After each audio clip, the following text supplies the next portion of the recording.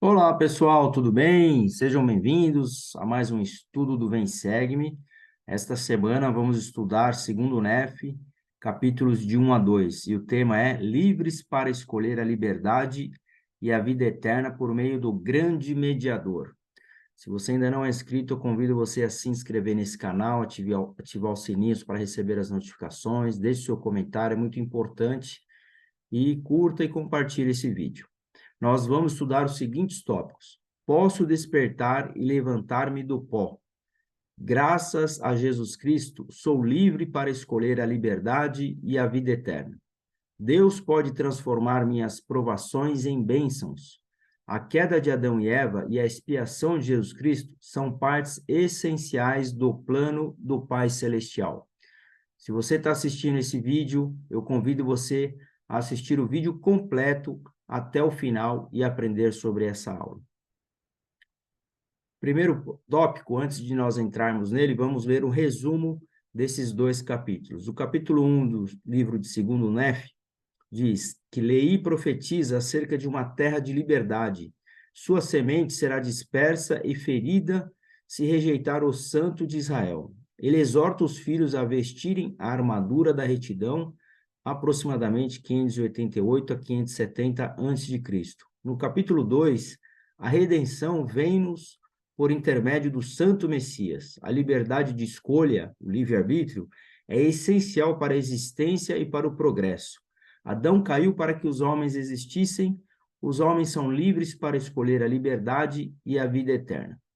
Então, esse é o resumo dos dois capítulos e nós vamos extrair, através desses tópicos, os princípios para que nós possamos aplicar em nossas vidas com todos esses ensinamentos dessas escrituras.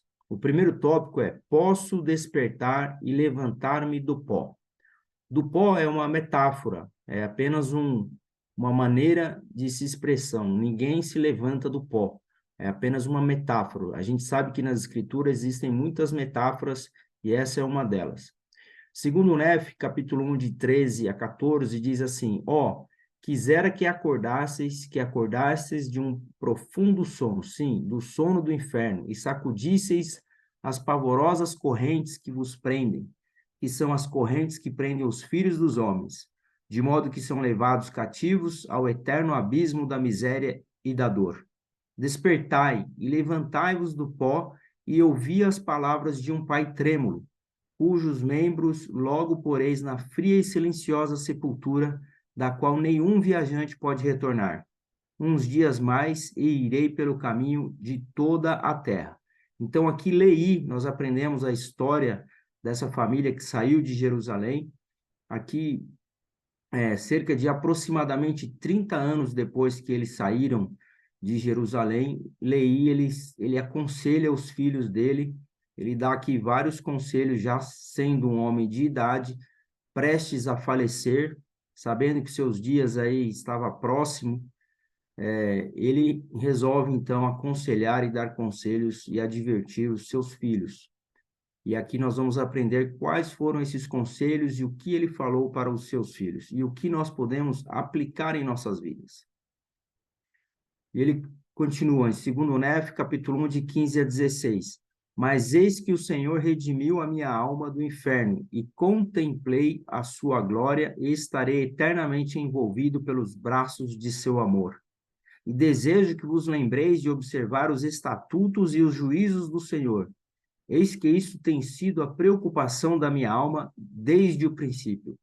Então, Leí falando aqui sobre a preocupação dele, né, sobre os juízos que o Senhor iria colocar sobre os seus filhos, e a preocupação para que os filhos dele se arrependessem e vivessem em retidão. Né? A preocupação aqui já de Leí, um homem bem idoso, aí, próximo de sua morte. E ele continua no 17. Meu coração tem se enchido de pesar, de tempos em tempos, pois tenho temido que, pela dureza de vosso coração, o Senhor vosso Deus vos visite na plenitude de sua ira. Olha só a preocupação que ele estava tendo aqui, mais uma vez, com os seus filhos, principalmente Lamã e Lemuel, que não guardavam o coração, não guardavam os mandamentos, que tinham um coração duro, né? E ele aqui alertando que estava muito preocupado. que Deus os visitasse quando eles estivessem aí na plenitude de sua ira, né? De modo que sejais condenados e destruídos para sempre. Então, essa é a preocupação de um pai para aqueles filhos que não estão guardando os mandamentos. Eu acho que é a preocupação de todos os pais, né? Leí dá esse exemplo aqui, mas isso serve para cada um de nós que tem filhos e que se preocupa para que os filhos guardem os seus mandamentos, para que os filhos recebam as bênçãos de poder guardar os mandamentos. Nenhum pai quer ter um filho com um coração duro, um filho que não segue, não guarda os mandamentos de Deus, né? Então, esse é um exemplo que serve para cada um de nós aqui, ter essa preocupação com os nossos filhos, né? Essa preocupação que Leí tinha com os filhos é um grande exemplo para nós. E ele continua: ó, meus filhos, que estas coisas não vos sucedam, mas que sejais um povo escolhido e favorecido pelo Senhor. Porém, seja feita a vontade dele, porque seus caminhos são retidão para sempre. E ele disse: se guardardes meus mandamentos, prosperareis na terra. Mas se não guardardes meus mandamentos, sereis afastados de minha presença. Então, mais uma vez aqui, a escritura é uma escritura que eu destaquei aqui, que é muito importante, né? Se nós quisermos prosperar nessa terra, nós precisamos guardar os mandamentos de Deus. Então, muitas vezes nós podemos estar patinando porque existe algum mandamento que nós precisamos melhorar e cumprir. Então, se você quer prosperar nessa terra e se preparar para estar na presença de Deus, né? Ou seja, não ser afastado, como diz essa escritura, vamos guardar os mandamentos de Deus. Despertai, meus filhos, cingi a armadura da retidão, sacudi as correntes que estáis amarrados, e saí da obscuridade, e levantai-vos do pó. Né? Ou seja, como eu disse, levantai-vos do pó é uma metáfora, uma maneira de expressão que significa sair das trevas, né? Abandonar aí os pecados, abandonar, se arrepender, né? E assim viver guardando os mandamentos de Deus. Não vos rebeleis mais contra vosso irmão, cujas visões têm sido gloriosas, e que tem guardado os mandamentos desde quando deixamos Jerusalém, e que foi um instrumento nas mãos de Deus, ao trazer-nos para a terra da promissão, porque se não fosse por ele, teríamos perecido de fome no deserto. Não obstante, tentastes tirar-lhe a vida, sim, e ele padeceu muito por vossa causa. Então, Leí, mais uma vez, relembrando aqui a importância que Nefe, que era o seu filho obediente, né, teve o importante papel que ele desempenhou no deserto, juntamente com sua família, salvando muitas vezes a sua família aí, livrando eles de todo o mal, né? E aí o pai Leí, relembrando isso para os seus filhos. E agora, meu filho Lamã, e também Lemuel e Sam, e também vós, meus filhos, que sois filhos de Ismael, eis que se derdes ouvidos à voz de Nefe, não perecereis. E se escutardes, eu vos deixo uma bênção, sim, minha primeira bênção. Então, ou seja, primeiro conselho aí que ele deu para a família, principalmente para os filhos, né? Lamã, Lemuel e Sam, continue dando ouvidos aos conselhos de Nefe. E essa foi a primeira bênção que ele deixou para os filhos. Mas se não escutardes, retirarei minha primeira bênção, sim, a minha bênção, e ela recairá sobre ele. Ou seja, um pai aí aconselhando os filhos a ouvir e seguir o exemplo do filho dele, que era Nefe. Próximo tópico: graças a Jesus Cristo, sou livre para escolher a liberdade e a vida eterna. Então, Leí, ele continua dando aqui os seus ensinamentos. Nos próximos capítulos, a partir do capítulo 4, nós vamos aprender que esse livro de segundo Nefe, ele foi escrito por Nefe, e nós vamos aprender sobre os ensinamentos de Nefe. Mas nesses aqui, esses capítulos iniciais, segundo Nefe, são os ensinamentos de Leí, e também extraiu aí os ensinamentos de Jacó e de Isaías, que deixou registrado, aí ele fez um compilado e deixou registrado. Segundo Nefe 2, de 11 a 12. Porque é necessário que haja uma oposição em todas as coisas. Se assim não fosse, meu primogênito no deserto, não haveria retidão nem iniquidade, nem santidade nem miséria, nem bem nem mal. Esse é o destaque dessa escritura. porque é necessário que haja oposição em todas as coisas. Muitas vezes nós perguntamos, né? Outro dia eu estava conversando com um amigo e ele perguntou, mas por que que existe tanto mal, né, neste mundo? E eu expliquei para ele sobre o livre-arbítrio. Então, e essa escritura aqui nos ajuda a entender que é necessário que haja uma oposição em todas as coisas, até para a gente poder fazer escolhas e demonstrar para Deus, mostrar que nós estamos guardando os mandamentos e estamos escolhendo aquilo que é certo. Ele continua: portanto, é preciso que todas as coisas sejam compostas em uma, pois se fosse um só corpo, deveriam permanecer como mortas, não tendo vida nem morte, nem corrupção nem incorrupção, nem felicidade nem miséria, nem sensibilidade nem insensibilidade. Portanto, teriam sido criadas em vão. Portanto, não haveria propósito na sua criação.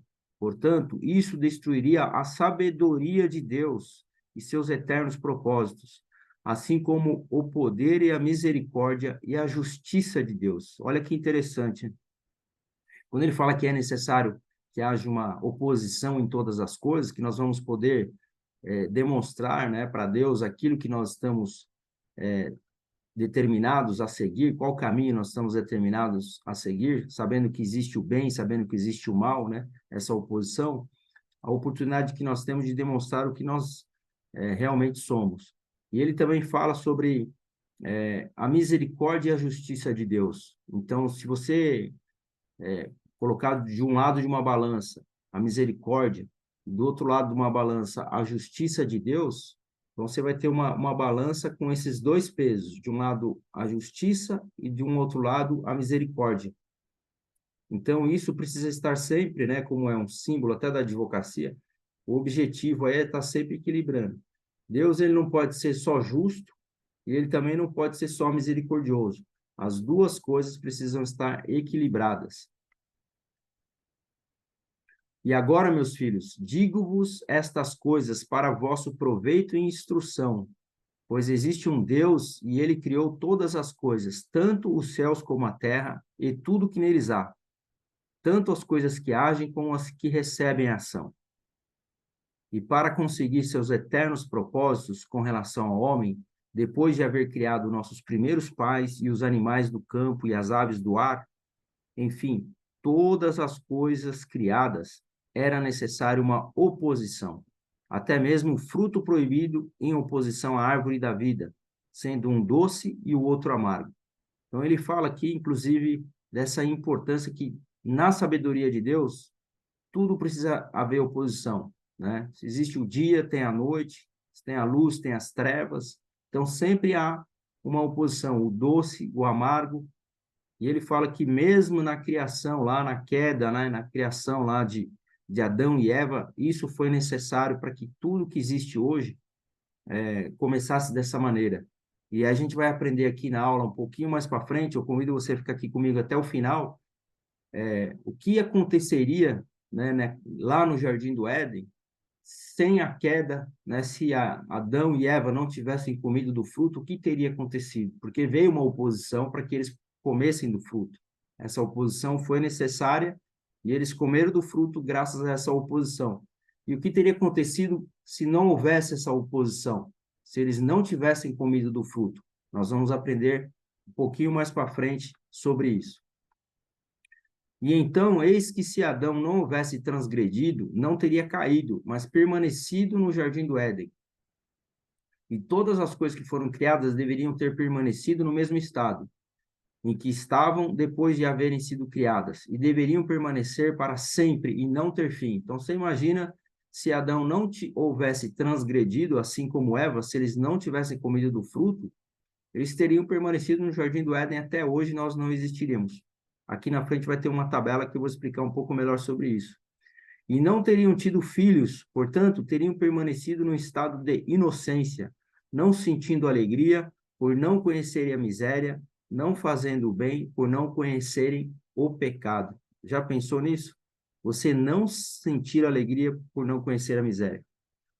Então, olha só quanto conhecimento nós adquirimos, quantas oportunidades nós temos nessa vida de poder passar por desafios, saber que existe o amargo, saber que existe o doce, poder comparar e assim você vai dar valor e por isso é necessária a oposição em todas as coisas. E Deus, na sua sabedoria, ele fez isso, né? Se você tem saúde, você sabe o quão difícil é você estar na cama quando você está doente. Eu tenho minha mãe hoje, por exemplo, ela está se tratando de um AVC.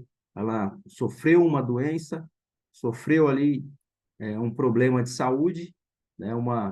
Um, um problema que aconteceu de saúde, e eu tenho certeza que quando ela voltar a andar e quando ela voltar a se movimentar plenamente como antes, e isso vai estar acontecendo em breve, com certeza ela vai dar valor à sua saúde, né? Porque passar por um desafio de saúde, uma doença, seja qual for o desafio que você está passando na sua vida hoje, você vai dar muito mais valor quando você tiver a saúde ou a bênção de Deus na sua vida. Quando você passa por uma oposição, quando você passa por um desafio, você reconhece a mão de Deus na sua vida quando você recebe as bênçãos dele. E é justamente esse o próximo tópico.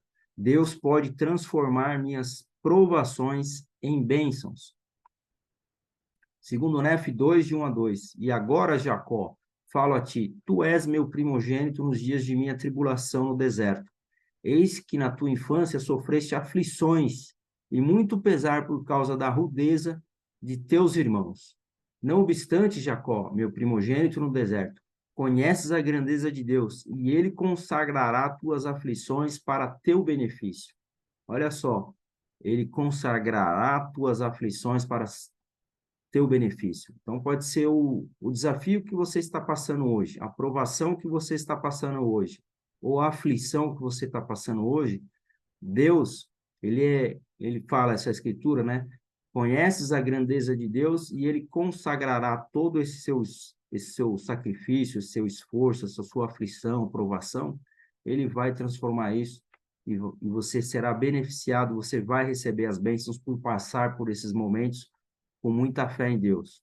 Em 2 Nef 2, 3 diz: tua alma será, portanto, abençoada e viverás em segurança com teu irmão Nef, e teus dias serão empregados no serviço de teu Deus. Sei, portanto, que foste redimido por causa da retidão do teu Redentor, pois viste que ele virá na plenitude dos tempos para trazer salvação aos homens.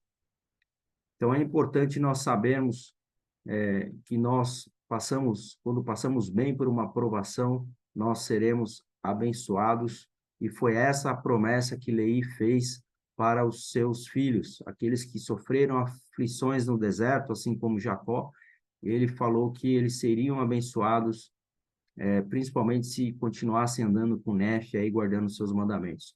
E é o que nós aprendemos e devemos aplicar na nossa vida. Se nós passarmos bem pelos desafios, momentos de tribulação, nós seremos abençoados. Deus não vai nos desamparar, e eu presto esse testemunho para vocês. E esse último tópico fala sobre a queda de Adão e Eva e a expiação de Jesus Cristo, são partes essenciais do plano do Pai Celestial. Mas eis que todas as coisas foram feitas segundo a sabedoria daquele que tudo conhece. Adão caiu para que os homens existissem, e os homens existem para que tenham alegria. Então, olha só, um dos propósitos da queda, né? Quando ele fala Adão caiu, não é que ele tropeçou, né? Ele caiu lá no jardim, não. Ele caiu, essa queda se refere a eles terem comido do fruto daquela árvore que o Senhor tinha ordenado para que eles não comessem do fruto. Mas se eles comessem do fruto, eles teriam a oportunidade de poder distinguir o, o bem do mal, que era a árvore do conhecimento. E foi o que aconteceu. Quando Adão e Eva comeram daquele fruto, isso foi chamado de queda, a queda de Adão e Eva, né? Porque eles descumpriram o mandamento de Deus, que eles não deveriam comer daquele fruto. Mas veio a oposição, e aquela oposição, que foi a serpente, né, representando aí o inimigo, ele foi lá e convenceu para que eles comessem do fruto. E aí o que aconteceu? A Escritura diz que eles comeram para que os homens existissem, porque se eles não tivessem comido daquele fruto, eles estariam vivendo lá até hoje, né? E nós não existiríamos. Como diz a Escritura aqui, Adão caiu para que os homens existissem. e os homens existem para que tenham alegria, ou seja, cada um de nós aqui. E ele continua a escritura: portanto, os homens são livres segundo a carne, e todas as coisas que necessitam lhes são dadas, e são livres para escolher a liberdade e a vida eterna por meio do grande mediador de todos os homens, ou para escolherem o cativeiro e a morte, de acordo com o cativeiro e o poder do diabo, pois ele procura tornar todos os homens tão miseráveis como ele próprio. Então, esse é o plano de Deus. Ele deu o livre-arbítrio, né? Como diz a Escritura aqui. Os homens são livres segundo a carne, né? Para escolher todas as coisas, e sabemos que a oposição, que é o inimigo do plano de Deus aqui, que é o diabo, ele vai querer nos tentar para que nós caiamos em pecado, né?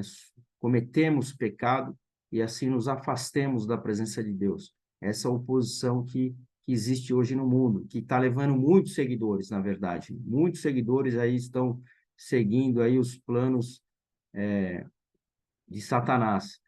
Mas nós temos o livre-arbítrio. Então, Deus deu essa liberdade para que nós possamos escolher a liberdade, a vida eterna, né? Ou o cativeiro e a morte, né? Ou seja, essa morte espiritual. O que aconteceu sem a queda, digamos que Adão e Eva não tivessem comido do fruto, olha só o que aconteceria, como eu já disse aqui, vamos ver aqui em detalhe. Se Adão e Eva não tivessem comido do fruto, né? Ou seja, sem a queda, o que aconteceria? Todas as coisas teriam permanecido no mesmo estado em que foram criadas. Adão e Eva não teriam tido filhos. Adão e Eva teriam permanecido no estado de inocência, não conhecendo a alegria ou a miséria, o bem ou o pecado. Era isso que teria acontecido se eles não tivessem comido o fruto.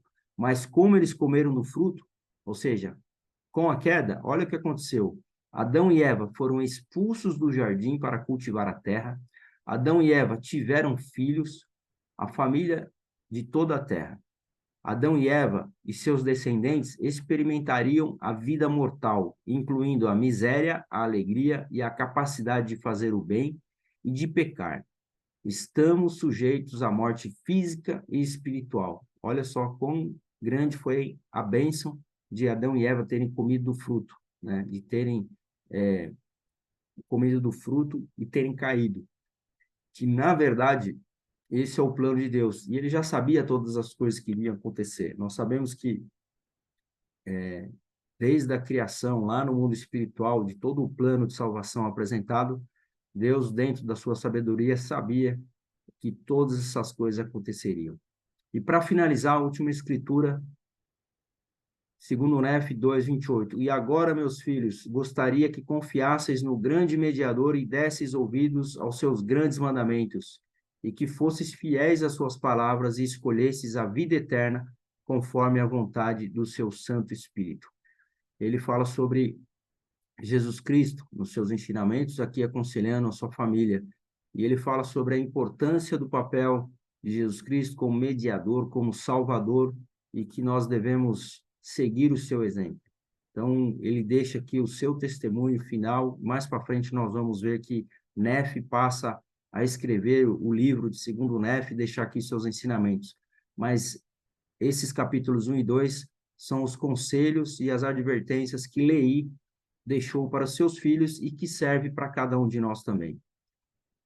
Muito obrigado a todos. Na próxima aula, segundo Nef 3-5, se você tem um testemunho do livro de Mórmon, compartilhe aqui nos comentários, deixe aqui o seu comentário, aquilo que você achou da aula. Se você quer ganhar também um livro de Mórmon, se você ainda não tem, clique aqui no link abaixo nos comentários e convido você a assistir os vídeos que está aqui no canal também sobre a história do livro de Mórmon, que vai te ajudar aí no seu aprendizado. Muito obrigado a todos, um forte abraço, até a semana que vem.